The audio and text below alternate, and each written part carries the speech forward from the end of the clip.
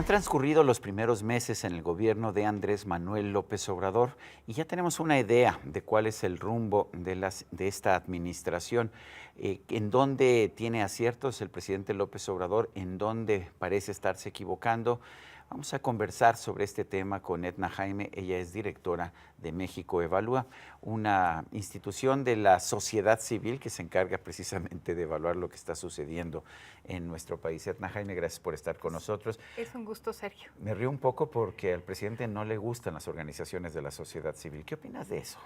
Mira, Sergio, yo creo que ese es un error del presidente, hablando del balance, porque el presidente no va a poder solo. O sea, piensa en los grandes desafíos que tiene este país, pienso en la inseguridad, pienso en temas de rezagos sociales importantísimos, y no creo que el presidente pueda solo. Esta idea de que el Estado se encarna en una persona y que esta persona puede desplegar la fuerza del Estado para resolver los problemas. ¿El Estado soy yo? El Estado, eso es anacrónico.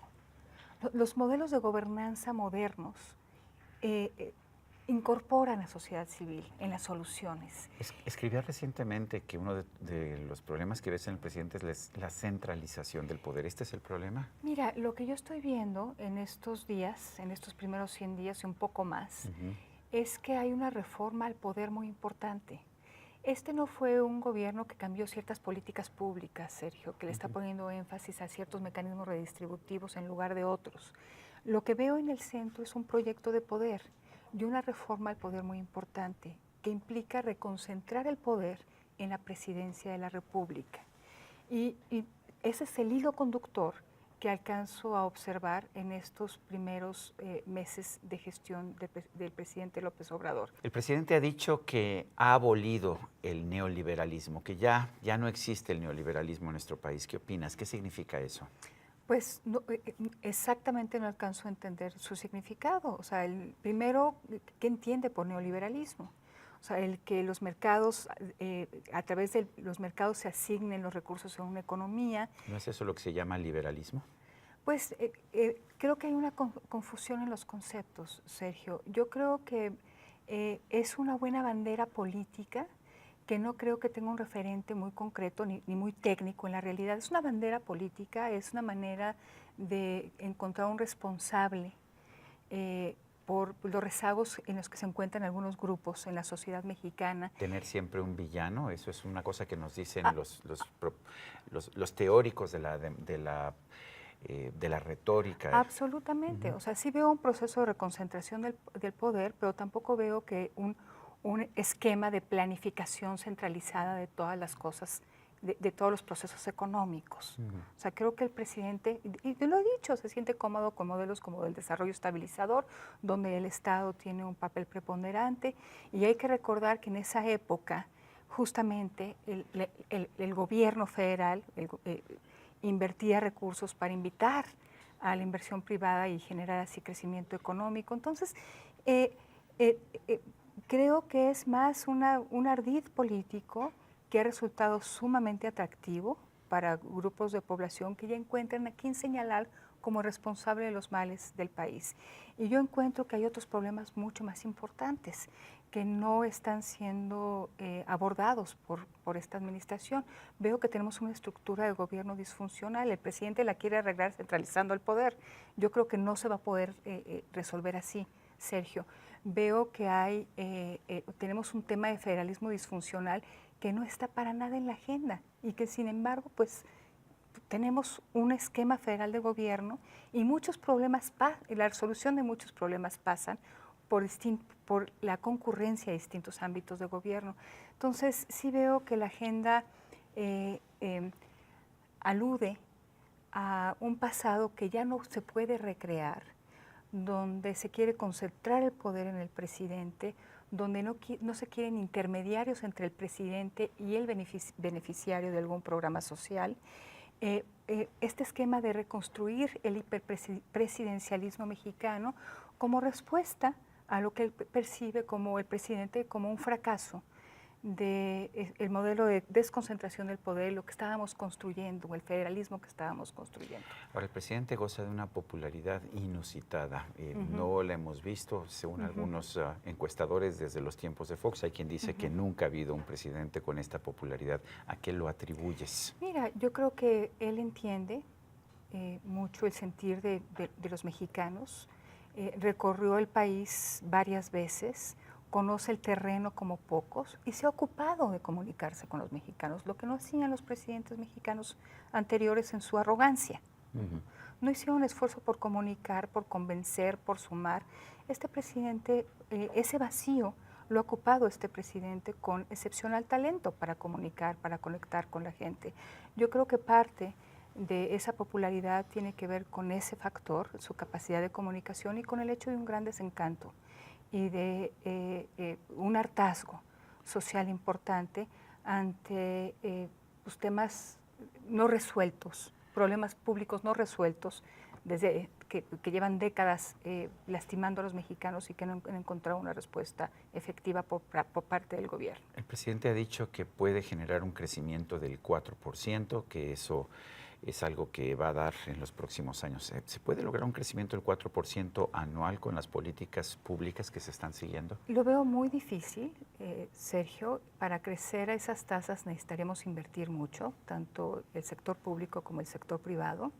La inversión del sector público está mayormente destinada a ciertos proyectos de inversión, refinerías, proyectos de infraestructura Una refinería física. que nos dicen que va a perder dinero, por lo menos es lo que dicen los especialistas. Entonces, si los recursos son escasos y se invierten mal, pues no creo que generen el valor para los mexicanos y que sean un motor promotor de crecimiento.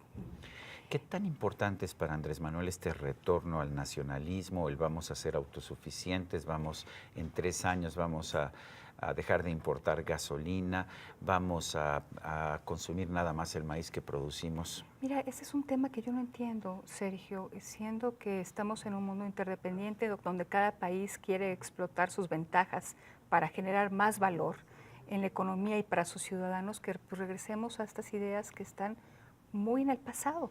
La idea de soberanía energética nos puede costar muchísimo dinero, puede comprometer el equilibrio de las finanzas públicas y va a implicar que la productividad de la economía mexicana siga estancada. ¿No es correcto tener soberanía energética? Suena muy bonito, soberanía energética. Mira, yo creo que en nuestro imaginario esto encuentra algún eco, o sea, tenemos algunos resabios de toda esa nomenclatura, de esa narrativa, y todavía resuena en nosotros y suena bien. Déjame decirte que producir la gasolina que consumimos no es buena idea, porque en otros lugares se produce a precios más baratos. Entonces, producirla aquí va a tener un costo de oportunidad para los recursos que se van a invertir en el sector energético, que podrían ser utilizados en otras áreas donde se generara más valor, productividad, crecimiento. Entonces, vamos a cargar con una lápida pesada por el hecho de sentirnos soberanos, que la soberanía descansa en esos conceptos: soberanía energética, soberanía alimentaria. Edna, dice Rocío Nale, la secretaria de Energía, que es falso que Pemex pierda dinero en la refinación, que es muy sencillo. En vez de considerar el precio del petróleo crudo a su valor de mercado, hay que considerarlo a su precio de producción. ¿Qué opinas de esa idea? Pues Sergio, creo que pues hay una concepción equivocada. Profundamente equivocada, y el problema es que eso tiene consecuencias.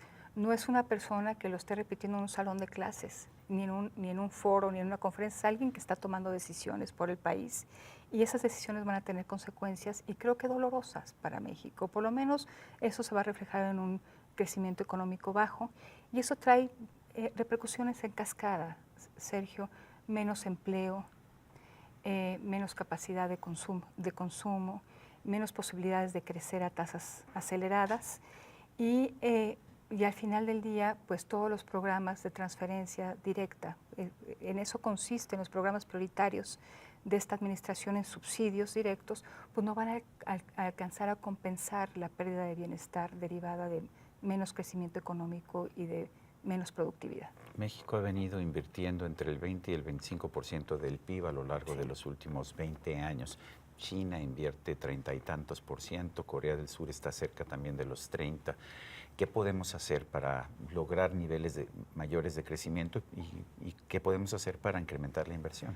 Pues en principio, Sergio, ser un país atractivo para la inversión. Necesitamos, es la definición de un país competitivo, aquel que puede atraer talento y puede atraer inversión. Y creo que deberíamos de estar trabajando para hacer al país atractivo a esa inversión, que el destino sea México y no otras plazas que están siendo atractivas para los inversionistas. Eso requiere invertir en capital humano, en educación, en infraestructura, pero sobre todo, Sergio, en certidumbre. ¿Cómo damos certezas a quienes quieren invertir en México que las reglas son permanentes, que tenemos un Estado de Derecho que puede dirimir disputas, que puede proteger derechos de propiedad? Esas creo que son tareas elementales si queremos tener un peso relativo importante en la captación de inversión extranjera, pero lo mismo para inversionistas nacionales. Entonces, si no logramos generar esas bases de certidumbre, va a ser muy difícil, Sergio, atraer inversión, y sin inversión el país no puede crecer, con todas las repercusiones que ya conocemos. En el caso de la nueva refinería se dijo es que ha habido corrupción en el pasado, por lo tanto no vamos a abrir una licitación a todo el mundo, sino vamos a preseleccionar 4 empresas o grupos. ¿Qué opinas de eso? Yo estoy completamente en contra. Creo que un proceso competido nos asegura obtener el mayor valor por peso invertido, Sergio. Entonces, me parece que cuando no hay competencia económica, perdemos los mexicanos. Y un proceso no competido, una invitación restringida, pues es limitar la competencia, excluir a potenciales pues inversionistas, o en este caso contratistas, que podrían estar generando más valor. Si esto hubiera ocurrido en otras administraciones, estaríamos levantados en armas, Sergio, porque pues sí queremos que las licitaciones sean la norma y no la excepción en los procesos de contratación pública, porque queremos que haya rivalidad en esos procesos de licitación, porque pues estamos convencidos de que la competencia es buena para obtener pues el mayor valor por peso invertido, lo reitero. Si pudieras hablar con el presidente López Obrador y le dijeras alguna palabra al respecto del papel de la sociedad civil en la economía, ¿qué le dirías? Que somos actores legítimos y que estamos para nutrir el debate público con evidencia, con ideas, y creo que somos necesarios en un ambiente de pluralidad y de un mercado de ideas que creo que pues genera un entorno democrático. Edna Jaime, directora de México Evalúa, gracias por esta conversación. Muchas gracias.